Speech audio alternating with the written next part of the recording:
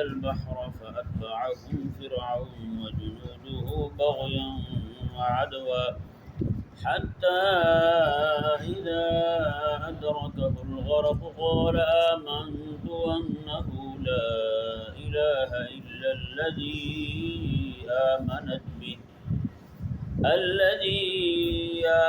به بنو إسرائيل وأنا من المسلمين.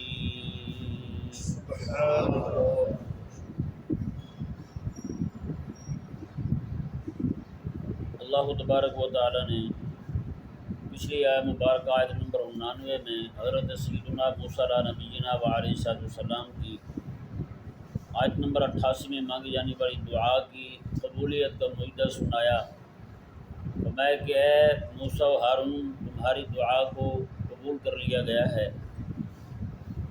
یہ ذہن میں رہے کہ دعا موسیٰ علیہ السلام کی یہ تھی کہ مولا یہ لوگ فرعونی جو ہیں تب تک ایمان نہ لائیں جب تک یہ دردناک عذاب نہ دیکھ لیں۔ تو اللہ تبارک یہیں کہ اب ان کو ایمان کی توفیق نصیب نہ ہو۔ اب حضرت موسیٰ علیہ السلام کی دعا کو قبولیت کا شرف عطا کر کے اللہ تبارک و تعالیٰ نے فاستقیما، اب تم نے دعا تو تمہاری قبول کر لی گئی ہے، لیکن تم نے اب استقامت کے ساتھ مسلک پر قائم رہنا ہے۔ مسلک پر مطلب جو آپ تبلیغ دین کا کام کر رہے ہیں، غلبہ دین کا کام کر رہے ہیں، اس کام میں رکاوٹ نہ آئے، وہ کام جو ہے وہ تعطل کا شکار نہ ہو۔ یہ نہ ہو کہ اب انہوں نے کلمہ تو پڑھنا نہیں ہے، اب ہم تبلیغ کا کام چھوڑ دیں، جی اب ہم ان کو سمجھانا چھوڑ دیں۔ تو یہ مسئلہ ذہن میں رہے۔ ایک طرف حضرت موسیٰ علیہ السلام ہیں جنہوں نے یہ دعا کی مولا یہ فرعونی جو ہیں کلمہ نہ پڑھیں، جی اب جب تک دردناک عذاب نہ دیکھ لیں فلا یؤمنوا حتی یروا العذاب العلیم، جب تک دردناک عذاب نہ دیکھ لیں یہ ایمان نہ لائیں، اور جب دردناک عذاب دیکھیں گے تب ایمان لائیں گے۔ ایمان معتبر نہیں ہوگا، ایمان ان کا قبول نہیں ہوگا۔ اب جن کو یہ بتا دیا گیا موسیٰ علیہ السلام کو کہ آپ کی قوم انہوں نے دعا کی کلمہ نہ پڑھیں، اللہ تعالیٰ نے فرمایا کہ ٹھیک ہے نہیں پڑھیں گے، قبول ہے تمہاری دعا، اجیبت دعوتکما، تمہاری دعا دونوں کی قبول ہے۔ اب دعا تو موسیٰ علیہ السلام کر رہے تھے، آمین کہہ رہے تھے حضرت ہارون علیہ السلام، دونوں کی دعا کو، ایک کی دعا کو دوسرے کی آمین، دونوں کو دعا فرمایا گیا جی۔ اس سے یہ بھی معلوم ہوتا ہے کہ بندہ دعا کر رہا ہو دوسرا بھی آمین کہے۔ آمین کا مطلب یہ ہوتا ہے کہ بندہ کہتا ہے یا اللہ مہربانی فرما، دوسرا کہتا ہے آمین یا اللہ ایسے ہی کر دے۔ آمین کہنے والا اصل میں اپنے لیے مانگ رہا ہوتا ہے، صرف آمین کا لفظ بول کے۔ ائمہ فرماتے ہیں، شیوخ فرماتے ہیں کہ یہ دعا جو ہے نا اللہ تبارک و تعالیٰ دو بندوں میں تقسیم فرما دیتا ہے، جب ایک بندہ دعا کر رہا ہو دوسرا آمین کہہ رہا ہو، جی دوسرا آمین کہہ رہا ہو۔ تو موسیٰ علیہ السلام کی دعا اور ہارون علیہ السلام کی دعا قبول کر لی گئی۔ قبول کرنے کے بعد ان کو یہ کہا گیا کہ فاستقیما، تم دونوں نے استقامت کے ساتھ جو کام کر رہے ہو وہ کرتے رہنا ہے، کلمہ نہیں پڑھیں گے، ایمان نہیں لائیں گے، اور ایمان لائیں گے تب جب دردناک عذاب دیکھیں گے، تب ایمان کا معتبر نہیں ہوگا، لہٰذا تم نے اپنا کام نہیں چھوڑنا۔ اب بتائیں نا یا رب فرما دے انہوں نے کلمہ نہیں پڑھنا، موسیٰ علیہ السلام دعا کریں رب دعا قبول کر لے، کلمہ نہیں پڑھیں گے، بتائیں اللہ فرمائے دعا قبول ہوگی، اب وہ کلمہ پڑھ سکتے ہیں؟ اب ان کا کلمہ جو ہے وہ اللہ کے ہاں قبول ہو سکتا ہے؟ کبھی بھی عند اللہ قبول نہیں ہو سکتا۔ تو جب وہ کلمہ پڑھیں ہی نہ، کلمہ قبول ہی نہ ہو، پڑھیں بھی، تو پھر بھی حضرت موسیٰ علیہ السلام کو حکم ہو کہ استقامت کے ساتھ آپ نے کام کرنا ہے دین کا۔ اب ایک طرف یہ بات رکھ کے اب میں اور آپ اپنی طرف دیکھیں، غلبہ دین کا کام جو ہے وہ میرے آقا علیہ السلام کے توسل سے، یعنی کہ آقا علیہ السلام کو پہلے حکم ہوا، ان کے بعد پھر آقا علیہ السلام کے بعد صحابہ کو، پھر تابعین کو، پھر تبع تابعین کو، اس طرح کر کے غلبہ دین کا کام جو ہے وہ آج ہمارے ذمہ ہے یا نہیں؟ کیا میں خلافت جو ہے وہ ہمارے ذمہ ہے یا نہیں؟ خلافت کو قائم کرنا، خلیفے کو قائم کرنا، اس کے لیے جد و جہد کرنا میرے اور آپ کے ذمہ ہے یا نہیں؟ آج جتنے بھی شیوخ بیٹھے ہیں جن کی سنی جاتی ہے کروڑوں کی تعداد میں، جن کے مریدین ہیں، اب وہ علماء جن کی بہت بڑی تعداد جو ہے وہ متبعین کی ہے، کیا ان پر آواز بلند کرنا ضروری نہیں ہے؟ ان کو تو اللہ تبارک و تعالیٰ نے پورے قرآن میں کہیں نہیں کہا کہ آپ غلبہ دین کے کام سے پیچھے ہٹ جاؤ. جی یعنی اللہ تعالیٰ نے یہ تو نہیں فرمایا نا پورے قرآن میں ان کو اب دین تمہارا غالب نہیں آنا لہٰذا تم سکون کرو. بھائی جہاں پہ اللہ تعالیٰ نے فرما دیا موسیٰ علیہ السلام نے دعا کر دی یہ مولا ایمان قبول نہ کریں، اللہ نے فرمایا نہیں کریں گے، اور وہاں پر جد و جہد روکنے کی اجازت نہیں ہے. وہاں پر موسیٰ علیہ السلام میں فاستقیما، آپ نے استقامت اختیار کرنی ہے، جو کام کر رہے تھے وہ نہیں روکنا آپ نے، وہ آپ نے کرتے رہنا ہے، پیغام حق پہنچاتے رہنا ہے. قبول حق سے وہ محروم ہوئے، بیان حق آپ نے کرتے رہنا ہے، آپ کو ممانعت نہیں ہے بلکہ آپ کو حکم ہے فاستقیما. اب بتائیں جہاں پر قبولیت ہو ہی نہ، جہاں پر تبلیغ کا نتیجہ ظاہر ہی نہ ہو بلکہ نتیجہ ظاہر ہونا ناممکن ہو جائے، وہاں پر تبلیغ دین روکنا منع ہے. تو بتائیں یار یہاں پر تو دین نے غالب آنا ہے، مجھے اور آپ کو حکم ہے غلبے کے لیے جد و جہد کریں، پھر ہم کیوں نہیں کر رہے؟ یہاں رب کا وعدہ بھی ہے، رب کا وعدہ بھی ہے انتم الاعلون ان کنتم مومنین، تم غالب آؤ گے اگر مومن بنو گے. شرائط تو ہم چھوڑے بیٹھے، جس چیز کا تقاضا اور مطالبہ ہے وہ پوری نہیں کر رہے ہم. تو بتائیں پھر یار جہاں پر اب دیکھیں نا مثال کے طور مثال دیتا ہوں آپ کو. ایک زمین وہ پتھریلی زمین ہے، وہاں ہل بھی نہیں چلایا جا سکتا ہے، چیز اگانا تو دور کی بات ہے نا، وہاں ہل بھی نہیں چلایا جا سکتا ہے. وہاں ایک زمین وہ ہے اور ایک زمین وہ ہے جو بالکل زرعی زمین ہے، وہاں پہ ہل بھی چلائے جا سکتے ہیں، پانی بھی لگایا جا سکتا ہے، اور وہاں پہ بیج بھی بویا جا سکتا ہے، وہاں پہ کھیتی اگنی بھی ہے، اور اس کاشتکار کو حکم بھی ہے رب تبارک و تعالیٰ کا کہ تو نے کاشت کرنا ہے. دوسری طرف وہ اس زمین کا مالک ہے جس کو وہ زمین ملی ہے جو زمین پتھریلی ہے، اور جہاں بھی ہل چلانا دور کی بات ہے وہاں پانی نہیں لگا سکتے آپ. اچھا جو بندہ جس کو وہ زمین ملے جس کو پتھر ہی پتھر ہوں، وہاں پہ کوئی پانی نہ ٹھہر سکے، پانی لگایا نہ جا سکے، اور اس میں ہل نہ جوتے جا سکیں، اس میں بیج نہ بوئے جا سکے، وہاں تو کاشتکار کو لازم ہو کہ تو نے جد و جہد نہیں چھوڑنی، تو نے کوشش نہیں چھوڑنی، کوشش کرنا تو پہ لازم ہے. اور بتائیں یار جس بندے کو زمین بھی وہ ملی ہو جس میں ہل جوتے جا سکتے ہوں، ٹریکٹر جا سکتے ہوں، بیل جا سکتے ہوں، اس میں بیج بوئے جا سکتا ہو، بیج پاس بھی موجود ہو، بیج پاس بھی موجود ہو ہیں، اور زمین بھی اس کے پاس کار آمد زمین ہو، زرعی زمین ہو، اور پھر رب تبارک و تعالیٰ کا حکم بھی ہو تو نے کاشت کرنا ہے.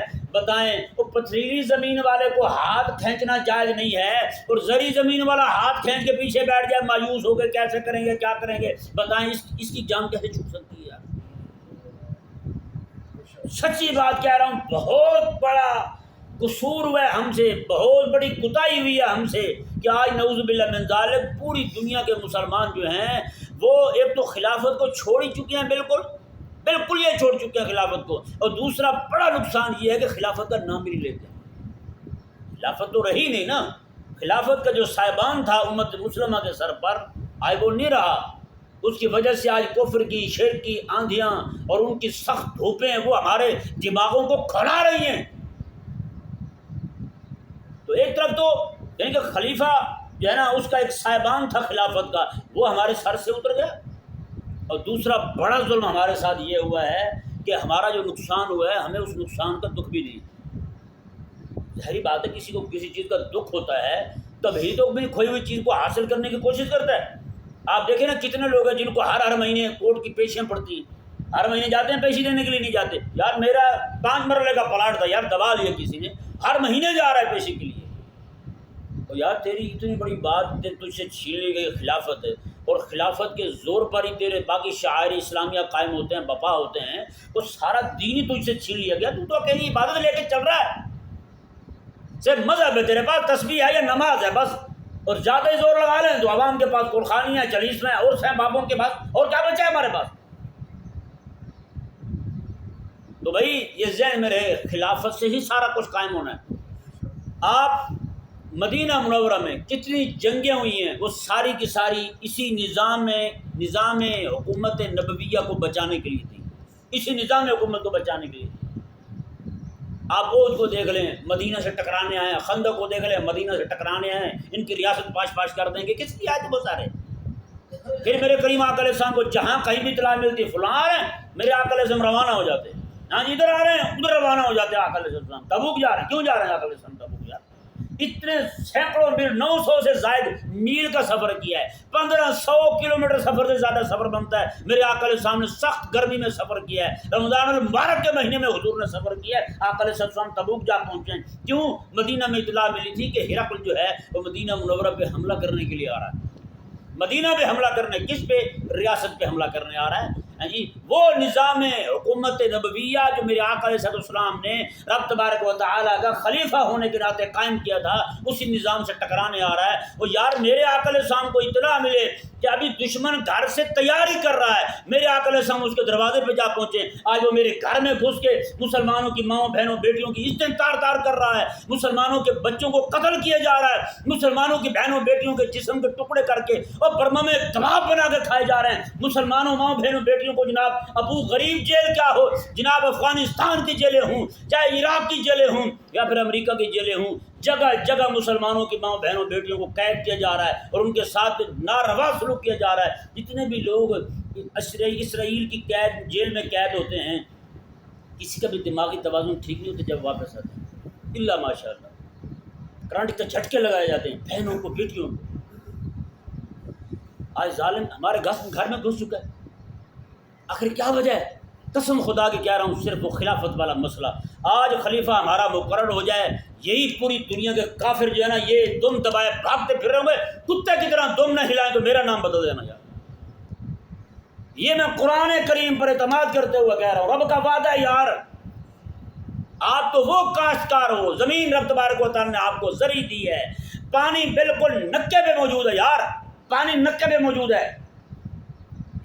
اللہ تعالیٰ نے قرآن میں فرمایا نا، فرمایا کہ وَلَوْ أَنَّهُمْ أَقَامُوا التَّوْرَاةَ وَالْإِنْجِيلَ، مگر وہ تورات اور انجیل کو قائم کر دیتے، تورات اور انجیل کی حکومت قائم کر دیتے، اللہ تعالیٰ نے فرمایا پھر ہماری رحمت اتنی برستی، آسمان سے بھی آتی زمین سے بھی آتی، زمین بھی اپنے خزانے کھول دیتی، آسمان میں اپنے دروازے کھول دیتا اپنی رحمت کے، ہر سے برسنا شروع کر دیتی۔ تو یار بتائیں یہودی اور نصرانی جو ہے وہ تورات اور انجیل کی اگر حکومت قائم کرے میرے آقا علیہ السلام کے آنے سے پہلے، تو اللہ تبارک و تعالیٰ زمین اور آسمان کے دروازے کھول دے، امت مسلمہ جو ہے اگر قرآن پر عمل کر لے، قرآن کے نظام کو قائم کر دے، تو کیا خیال ہے رب تبارک و تعالیٰ رحمت روک لے گا اپنی؟ سب سے بڑا ظلم تو ہمارے ساتھ یہی ہوا ہے، قرآن خلیفہ سے بدزن کیا گیا، خلافت سے بدزن ایسا کیا گیا کہ خلیفے کا نام لینے کو تیار نہیں ہے، خلافت کا نام لینے کو تیار نہیں ہے، اور اس کے بعد قرآن کریم جب پوری قوم کا یہ ذہنی بن جائے، رب فرمائے قرآن میں یہ تورات اور انجیل کی حکومت قائم کر دیتے، تورات اور انجیل کی حکومت قائم کر دیتے تو ہم ان کو رحمت دیتے، آسمانوں سے بھی زمینوں سے بھی، خزانوں کے منہ کھول دیتے، خزانوں کے دروازے کھول جاتے۔ تو بتائیں یار تورات اور انجیل کی یہ شان ہے، اور قرآن کریم کے بارے میں امت کا یہ نظریہ بن جائے قرآن صرف پڑھنے سے بندہ بھوکا مرتا ہے، اور قرآن کی حکومت لازم کر دینے سے، قرآن کی حکومت نافذ کر دینے سے بندے لنگڑے اور ٹونڈے ہو جاتے ہیں، بندہ پہاڑ کے دور میں چلا جاتا ہے، پتھر کے دور میں زمانے میں بندہ دھکیل دیا جاتا ہے۔ تو بتائیں یار وہ امت کس قدر قرآن سے دور کر دی گئی ہے، کس قدر امت کو مسئلہ خلافت سے دور کر دیا گیا ہے، کس قدر امت جو نا خود جب مسئلہ خلافت کے دشمن بن جائے، قرآن کے نظام کے دشمن بن جائے، نظام حکومت نبویہ سے اور نظام خلافت راشدہ کی دشمن بن جائے، اس کی مخالف بن جائے، جب رب فرمائے کہ تورات اور انجیل کو نافذ کریں گے، آسمان زمین اپنے رحمت کے دروازے کھول دیں گے، تو قرآن تو بدرجہ اولا رحمت کے دروازے کھلوائے گا۔ جب قوم یہ کہے کہ قرآن کے پڑھنے سے بندہ بھوکا مر جاتا ہے، تو بتائیں پھر اگلی بات کی طرف کب جائیں گے؟ اگلی بات کی طرف کب جائیں گے؟ کبھی بھی نہیں جا سکتے، یہ ذہن میں رہے مسئلہ۔ تو بھائی سچی بات کہہ رہا ہوں، اس وقت میں تو تمام لوگ جو ہیں اس وقت بحیثیت امت ہم جرمدار ہیں۔ میں اور آپ میں سے کوئی بندہ یہ کیا کہ نہیں چھوٹ سکتا یار میں تو کر بھی کچھ نہیں سکتا ہے جی، کیا میں اتنا کر سکتا ہوں کہ اپنے گھر والوں کا ذہن بناؤں؟ میں اتنا کر سکتا ہوں جہاں میں اپنے دوستوں کے پاس بیٹھتا ہوں ان کا ذہن بناؤں؟ میں اتنا کر سکتا ہوں کہ جہاں کہیں میرے تعلقات ہیں، رشتہ دار ہیں، ان کو میں فون کر کے بتاؤں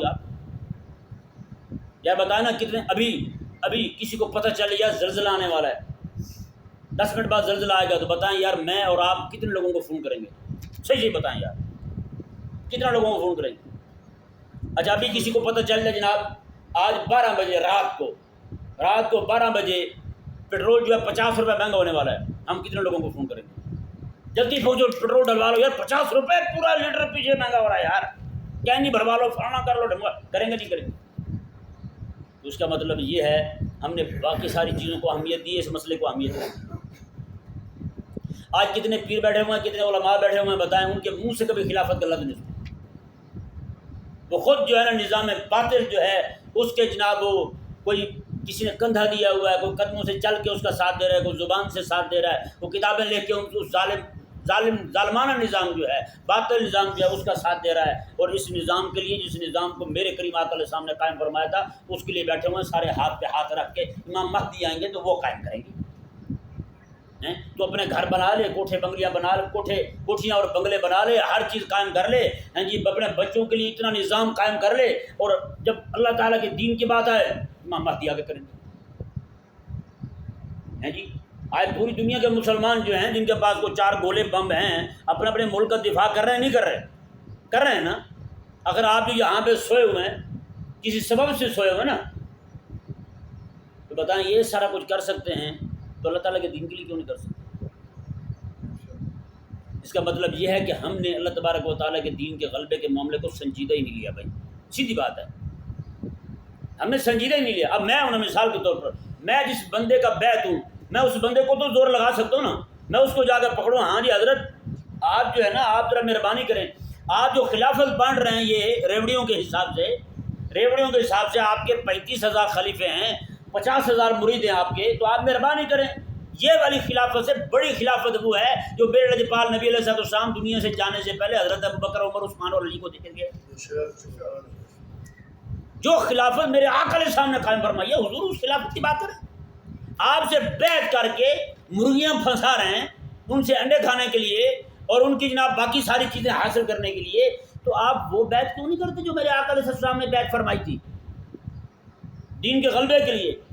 بیعت عقبہ جو ہوئی ہے، آخری بیعت جو ہوئی ہے میرے آقا علیہ السلام نے، 70 سے زائد صحابہ تھے، 2 خواتین تھی، مدینہ منورہ سے گئے تھے، مدینہ کی ریاست جو ہے نا، مدینہ کی سلطنت مدینہ میں آگے قائم نہیں ہو رہی، اس کی بیعت جو ہے نا میرے آقا علیہ السلام نے حج کے موقع پر لی تھی، اس کے بعد آقا علیہ السلام مکہ سے روانہ ہو کر مدینہ میں آئے تھے۔ آقا علیہ السلام نے فرمایا تھا صحابہ کرام سے، ہاں بھائی بیعت کرتے ہو ہر حال میں، خوشی ہو، خوشحالی ہو یا تنگی، خوشی میں ہو یا مجبوری میں ہو، جو بھی حالت ہو، کچھ ہو یا نہ ہو، جو بھی حالت ہو تمہاری، تم نے دین کے غلبے کے لیے کام کرنا ہے۔ یہ آقا علیہ السلام نے بیعت لی تھی صحابہ کرام علیہ الرضوان سے، انہوں نے کہا یا رسول اللہ ہم سارے کام کریں گے۔ وہاں حضرت عباس بیٹھے ہوئے تھے، انہوں نے کہا دیکھ لو بات سنو، غور سے سنو۔ حضرت عباس نے ابھی تک کلمے کا اعلان نہیں کیا، لیکن ذہن دیکھیں کیسا ہے۔ میں دیکھو بات سنو، کس بات میں بیعت کر رہے ہو؟ اس کے لیے تمہیں اپنے بچے مروانے پڑیں گے، بچے تمہارے شہید ہو سکتے ہیں، تمہارے خاندان جو ہے وہ شہید ہو سکتے ہیں، یہ سارے معاملات تمہیں دیکھنے پڑیں گے، ممکن ہے تمہاری جائیدادیں تم سے چھوٹ جائیں۔ انہوں نے کہا یہ سارا کچھ دیکھ کے، سارے نقصانوں کو ذہن میں رکھ کے ہم امام الانبیاء علیہ السلام کے ہاتھ پر بیعت کر رہے ہیں، اور آقا علیہ السلام کو مدینہ لے جانے کے لیے ہم پوری تیاری کر چکے ہیں۔ یہ تو اسی وقت میرے آقا علیہ السلام نے بیعت لی تھی، یار وہ بیعت کر لو گے آپ؟ صرف یہی بیعت نذرانے دو گے؟ مال مانڈے، حلوے مانڈے دو گے؟ اسی بات پہ بیعت کب تک چلتی رہے گی آپ کی؟ یہ آپ کی بیعت جو ہے صرف اور صرف مستحب ہے، بیعت بدعت مستحبہ کہہ لیں یا فقط اس کو مستحب کہہ لیں، وہ والی بیعت جو جہاد والی فرض بیعت ہے حضور کے۔ اب دیکھیں بیعت رضوان کون سی بیعت ہے بتائیں نا، کون سی بیعت ہے؟ تو پیری مریدی والی بیعت تھی نا، جب اطلاع ملی حضرت عثمان کو شہید کر دیا گیا، میرے آقا علیہ السلام آؤ بھی یہاں پہ بیعت کرو، میرے عثمان کا بدلہ لیے بغیر کوئی یہاں سے واپس نہیں جائے گا۔ یہ تو بیعت جو ہے یہ ناموس ہے عثمان کی، عثمان پہ حملہ ہو گیا ہے، میرے آقا علیہ السلام امام الانبیاء ہو کے بیعت لے رہے ہیں۔ آقا علیہ السلام نے فرمایا کہ یہاں بیعت کرو، سارے صحابہ بیعت کر رہے ہیں۔ رب تبارک و تعالیٰ نے فرمایا حبیب پیارے یہ جو بیعت کر رہے تھے نا، یہ اوپر والا ہاتھ جو ہے یہ اللہ کا ہاتھ ہے، ید اللہ فوق ایدیہم۔ اب اندازہ لگائیں، شان دیکھیں یار، ناموس عثمان کی بیعت ہو، سب سے نیچے آقا علیہ السلام کا ہاتھ ہو، پھر صحابہ کے ہاتھ ہوں، اللہ فرمایا کہ حبیب پیارے یہ جو اوپر ہاتھ ہیں نا ان سب کے، وہ اللہ کا ہاتھ ہے۔ میں نے کہا قربان جائیں حضور کے صحابہ کے شان پر، جن کو سب سے نیچے ہاتھ میرے آقا علیہ السلام کا اور سب سے اوپر ہاتھ میرے اللہ کا ہو، بتائیں وہ جماعت صحابہ کے بھی کبھی دین چھوڑ سکتی ہے؟ ان کے مر نہیں جاتے کیسی بکواس کرتے یہ لوگ. یار بھائی یہ تو ناموس عثمان کی بیعت کی تھی میرے آقا علیہ السلام نے, بتائیں یہ بیعت کب ہے؟ اتنے میرے آقا علیہ السلام کے صحابہ کی گستاخی ہو رہی. آپ دیکھیں جب بات آئے ناموس عثمان کی تو بیعت لی جائے, تو بتائیں جہاں نبی کی ناموس کی بات آئے گی پھر بیعت کیوں نہیں؟ پھر جہاد پر بیعت کیوں نہیں بھائی؟ پھر جب رب تبارک و تعالیٰ کی ناموس کی بات ہے, اس کی توحید کی بات ہے, تو پھر بیعت کیوں نہیں؟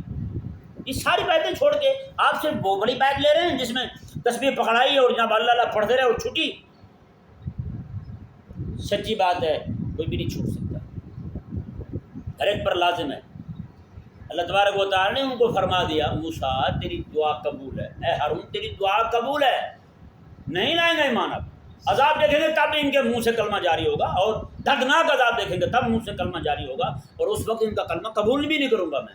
یہ کہہ کے میں فاستقیما, آپ نے کام نہیں چھوڑنا, آپ نے کام کرنا ہے. وہ میں نے جو آپ کو مثال دی ہے پتھریلی زمین والی اور زرعی زمین والی, میں کہتا ہوں سچی بات ہے کوئی بھی بندہ جو ہے اب اس امت کو اللہ سچی بات ہے کوئی بندہ بات کرنے والا ہو.